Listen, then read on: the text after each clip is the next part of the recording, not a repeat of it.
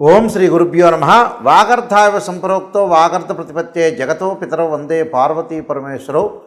వ్యాసాయ విష్ణురూపాయ వ్యాసరూపాయ విష్ణవే నమో వై బ్రహ్మనిధే వాసిష్ఠాయ నమో నమ.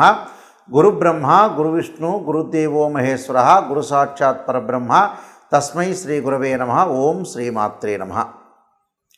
ఆగస్టు నెలలో ద్వాదశ రాశుల యొక్క ఫలితాలు ఏ విధంగా ఉండబోతుందో ఒకసారి చూసే ముందు గ్రహ సంచార వీక్షణం అనేది చాలా ముఖ్యం. కాబట్టి ఖగోళ పరంగా మనకి గ్రహాలు ఏ స్థానాల్లో ఉన్నాయి, ఆ ద్వాదశ స్థానాల్లో ద్వాదశ భావాల్లో ఏ విధంగా ఉన్నాయి, ఎక్కడెక్కడ ఉన్నాయని మనం ఒకసారి చూసుకుంటే ముఖ్యంగా మనకి గురుకుజుల యొక్క కలయిక, గురువు కుజుడు వృషభ రాశిలో సంచారం చేయటం, శుక్రగ్రహ అంటే శుక్రక్షేత్రంలో సంచారం చేయటం ఈ ఆగస్టు మాసంలో. ఈ ఆగస్టులో కర్కాటక సింహరాశిలో సూర్యభగవానుడు యొక్క సంచారం చేయటం, అంటే కొన్ని రోజుల పాటు ఒక 2 వారాల పాటు సూర్యుడు కర్కాటక రాశిలోను తర్వాత సింహరాశిలో సంచారం చేయటం, బుధ శుక్రుల యొక్క సంచారం అనేది సింహరాశిలో ఉండటం, బుధుడు వక్రీభావంలో కలగటం, మళ్ళీ కర్కాటక రాశిలోకి రావటం, అలానే కేతు యొక్క సంచారం కన్యారాశిలో ఉండటం,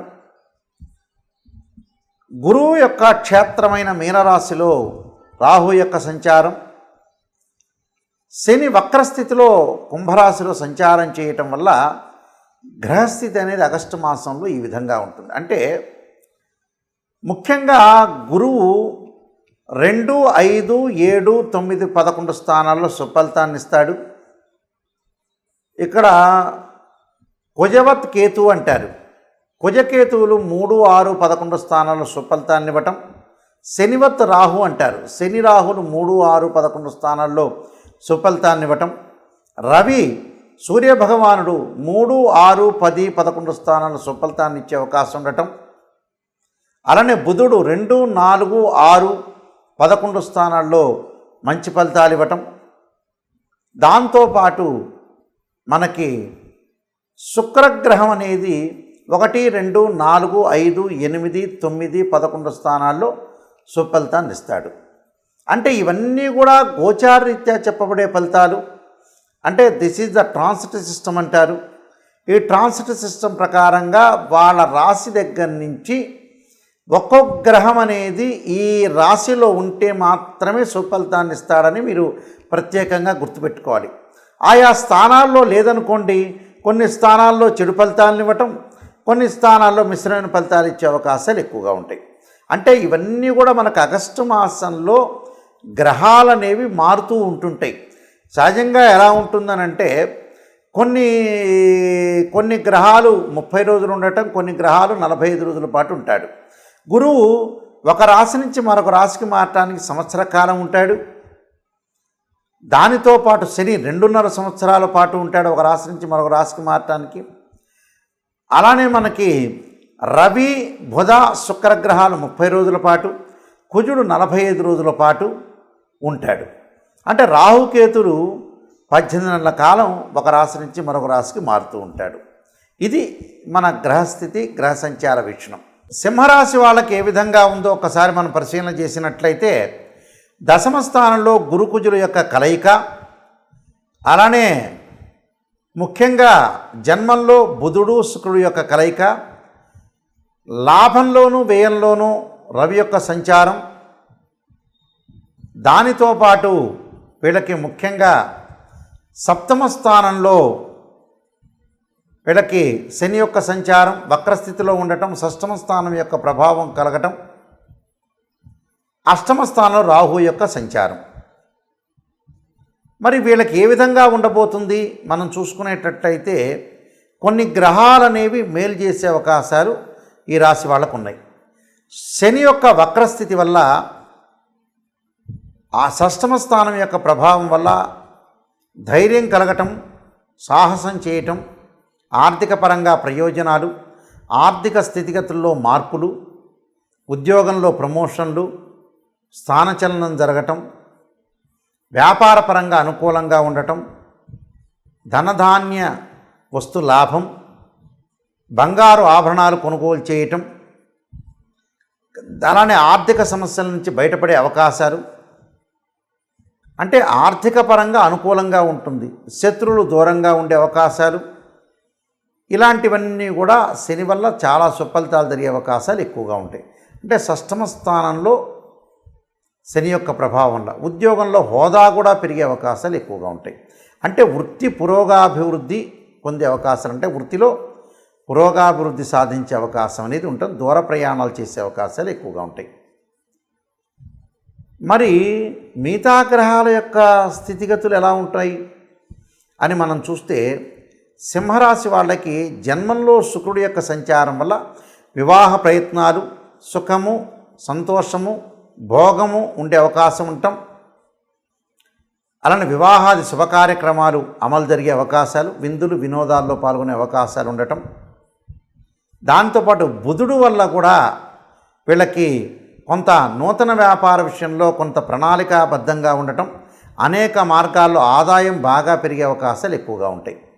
రవి యొక్క ప్రభావం వల్ల కూడా వీళ్ళకి ఉద్యోగ ప్రయత్నాలు, నిరుద్యోగుల సఫలీకృతం కావటం, కొంత రోగ భయం కలగటం, తరచూ ప్రయాణాలు చేయటం, చంచలత్వం జరిగే అవకాశాలు, దుష్టుల యొక్క సావాసం అనేది తగ్గించుకోవాలి. వాళ్ళు శారీరక పరంగా కూడా బలహీనత లేకుండా చూసుకోవాలి. అన్య స్త్రీ సంపర్కం జరిగే అవకాశాలు ఎక్కువ ఉంటాయి. అలానే ద్వితీయ స్థానంలో కేతు యొక్క విషయం వల్ల భాగస్వామ్యంతో, అంటే మీ ఇంటిలో అంటే భార్యాభర్తల మధ్య విభేదాలు లేకుండా, బయట విషయాలన్నీ కూడా తీసుకోకుండా చాలా జాగ్రత్తగా ఆలోచన చేసి ముందుకు వెళ్తే మనకు మంచి జరుగుతుంది. అలానే పని రంగంలో మార్పులు, స్థిరత్వం లభించే అవకాశాలు ఉంటాయి. నిరుద్యోగులకి ఆశించిన దానికంటే కూడా మంచి ఉద్యోగం అవకాశం అనేది ఎక్కువ ఉంటుంది.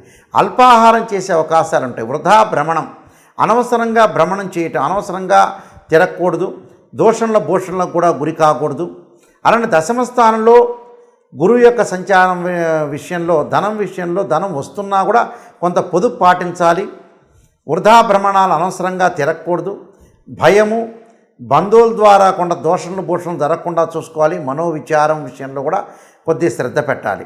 అలానే దశమ స్థానంలో కుజుడి వల్ల కూడా భూ సంబంధమైన విషయాల్లో వేలు పెట్టకూడదు. మధ్యవర్తిత్వం అనేది పనికిరాకూడదు. వీళ్ళకి అనవసరమైన విషయాల్లో గొడవలు చేయటం వల్ల కూడా, ఆ మధ్యవర్తిత్వం అంటే భార్యాభర్తలు అరుచుకుంటారు, స్నేహితులు అరుచుకుంటారు, వాళ్ళ మధ్యలో మనం తలదూర్చడం అనేది మంచిది కాదు. ఇలాంటి విషయాలన్నీ కూడా ఆకస్మికంగా అపాయాలు జరగకుండా మీరు కొంత కంట్రోల్ చేసుకోవటం అనేది చాలా మంచిది.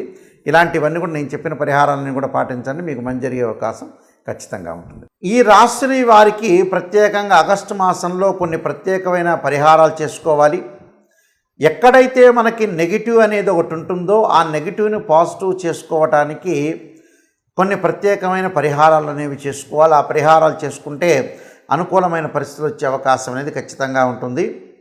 అంటే మన గ్రహ సంచార వీక్షణాన్ని చూసిన తర్వాత ప్రత్యేకంగా కొన్ని విషయాలను మనం పరిశీలన చేసుకోవాలి. ఆ పరిశీలన చేసుకున్న తర్వాత ఎక్కడైతే మన పరిహారాలు ప్రత్యేకంగా రెమెడీస్ చేసుకుంటే వాళ్ళకు మంచి ఫలితాలు జరిగే అవకాశాలు ఉంటాయి. కాబట్టి ఈ పరిహారాలు, నేను చెప్పిన పరిహారాలు చక్కగా పాటించండి, మీకు మంచి ఫలితాలు వచ్చే అవకాశం ఖచ్చితంగా ఉంటుంది. ముఖ్యంగా మనకి 4 సోమవారాలు, 4 మంగళవారాలు, 4 బుధవారాలు, 4 గురువారాలు, 4 శుక్రవారాలు, 4 శనివారాలు, అలానే ఆదివారాలు వస్తూ ఉంటాయి. అయితే ప్రతి సోమవారం రోజున కూడా మీరు ఏం చేయాలంటే, ఈ రాశి వాళ్ళు ప్రాతకాలంలో కానీ, ఒకవేళ కుదరలేకపోతే ప్రదోషకాల సమయం ఉంటుంది, అంటే సాయంకాలం వేళ, అంటే సూర్య అస్తమయానికి 2 విఘడయ్యల కాలం అనేది ఒకటి ఉంటుంది. ఆ విఘడయ్యల కాలం నుంచి 2 ఘడియలు కానీ 2 విఘడియలు కానీ కాలంలో తీసుకొని చక్కగా చుక్కలు వచ్చే సమయం వరకు కూడా మీరు ఈ పారాయణం చేసుకోవటం చాలా మంచిది. అంటే ప్రాతకాలం కుదిరితే ప్రాతకాలం చేయండి. సోమవారం రోజున ముఖ్యంగా శ్రీ కనకధారా స్తోత్ర పారాయణం చేయటం, అలానే ఓం నమః శివాయ పంచాక్షరి 21 సార్లు చేయటం, అలానే శివకవచ స్తోత్ర పారాయణం చేయటం అనేది చాలా మంచిది. ఉదయం సాయంత్రం 2 కూడా చేసుకోవచ్చు, లేకపోతే ఉదయం కుదరకపోతే సాయంత్రం కూడా చేసుకోవచ్చు. అలానే మంగళవారం కార్తవీర్యార్జునుడి యొక్క మంత్రాన్ని చదవటం, అలానే శ్రీ ప్రజ్ఞా వివర్ధన కార్తికేయ స్తోత్ర పారాయణం చేసుకోవాలి. ఇది ఉదయం కానీ సాయంత్రం కానీ. అలానే బుధవారం రోజున శ్రీ గణేష ద్వాదశనామ స్తోత్ర పారాయణం చేసుకోవాలి. అలానే గణపతి యొక్క ఆరాధన చేయాలి. గురువారం రోజున దత్తాత్రేయ స్వామి యొక్క కవచము, దత్తాత్రేయ యొక్క స్తోత్రం యొక్క పారాయణం కానీ, లేదా గురుచరిత్ర పారాయణం చదువుకోవటం కూడా చాలా మంచిది. శుక్రవారం రోజున వచ్చేటప్పటికల్లా శ్రీ గౌరీ దశక స్తోత్ర పారాయణం కానీ, అలానే త్రిపుర సుందరీదేవి యొక్క స్తోత్ర పారాయణం చేయటం చాలా మంచిది. దాంతోపాటు శనివారం రోజున శ్రీ లక్ష్మీ నరసింహస్వామి పంచరత్న స్తోత్ర పారాయణం చేయటం, ఆదివారం రోజున జగన్నాథ అష్టక స్తోత్ర పారాయణం చేయటం వల్ల మీకు మంచి సుఫలితాలు జరిగే అవకాశాలు ఖచ్చితంగా ఉంటాయి. ఆర్థిక పరంగా కానీ, ధనపరంగా కానీ, విద్యపరంగా కానీ, స్త్రీలకు కానీ అందరికీ కూడా అన్నీ జరగాలంటే నేను చెప్పినట్టుగా ప్రతి వారంలోనూ ఈ స్తోత్ర పారాయణం చేయటం వల్ల మీకు మంచి సుఫలితాలు జరగాలని ఆశిస్తూ సర్వే జనా సుఖినో భవంతు.